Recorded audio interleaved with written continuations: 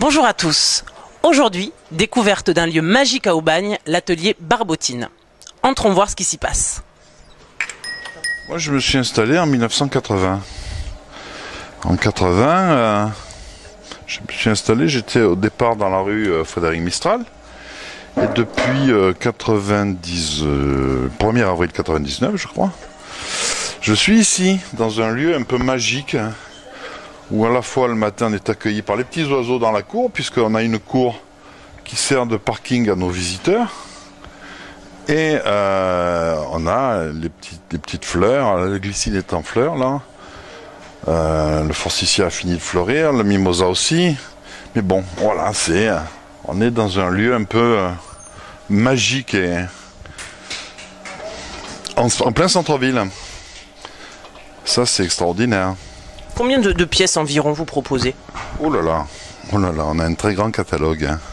On a un très grand catalogue. Alors, effectivement, étant donné que notre catalogue est très grand, il va être décliné en 9 couleurs, prochainement dans 10 couleurs. Puisque je suis en train d'en chercher de nouvelles. On n'a pas tout le temps, hein, mais le catalogue il est gigantesque. Il faut aller sur barbotine.fr, voir ce qu'il y a un petit peu en ce moment à l'atelier. On est dans la poterie usuelle, hein, populaire et inspirée de la culture locale. Donc depuis des siècles, les poteries populaires se fabriquent et évoluent pour répondre aux besoins quotidiens des gens. Les besoins auxquels répondent la poterie sont des besoins assez simples. Il s'agit de contenir, de transporter, de verser et de cuire. Vous vous exportez dans toute la France, également à l'étranger? On travaille, oui, sur une clientèle en France, soit directement à la boutique ici à Aubagne dans la rue Ruher, soit à des revendeurs qui ont des boutiques cadeaux souvenirs en France, en Angleterre, en Italie, en Allemagne, enfin, etc.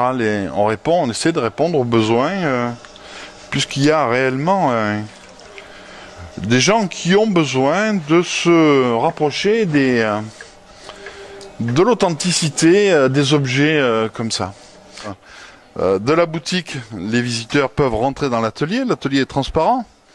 On peut aller directement de la boutique à l'atelier et poser des questions. Comment est-ce qu'on décore, comment est-ce qu'on tourne, comment est-ce qu'on calibre, voilà. Effectivement, pour produire, on va commencer par façonner la poterie, puis on va la mettre à sécher. À la suite de quoi, on va mettre la barbotine à l'intérieur. Mettre une barbotine blanche, puisque le cristal, le vernis qu'on va poser dessus est transparent. Donc si on a un fond blanc de barbotine, on va avoir les vraies couleurs. Une fois que la couleur est posée, soit on fait un décor au clou. Une fois que le décor est fait, ou que la pièce est finie, sans décor, on va pouvoir cuire à la pièce. Et à la suite de ça, on va la recouvrir de cristal et ensuite la cuire une deuxième fois pour faire fondre le cristal, pour qu'il fasse partie intégrante de la poterie. Effectivement, j'adore manger, j'adore cuisiner. La gastronomie, c'est quelque chose qui est propre, qui fait même partie du patrimoine français. Donc nous, on produit également les poteries, mais également on offre avec les objets. Par exemple, avec ce poumier qui est fait une pièce traditionnelle pour cuire les pommes. Moi, j'ai fait des recettes de brioche cocotte au foie gras, de pommes de terre au broccio. Et donc, avec chaque objet, évidemment, on offre la recette pour que les gens puissent recréer et donner la vie à la poterie au quotidien. L'atelier Barbotine est ouvert de 9h à 19h du lundi au samedi. Allez-y, vous ne serez pas déçus.